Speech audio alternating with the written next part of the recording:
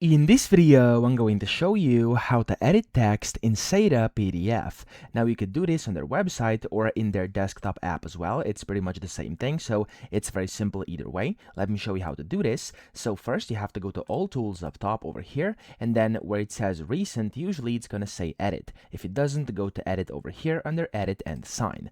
Now when you do this, you have to first upload your PDF file. So I'm going to click here and I'm going to select this one and click on open.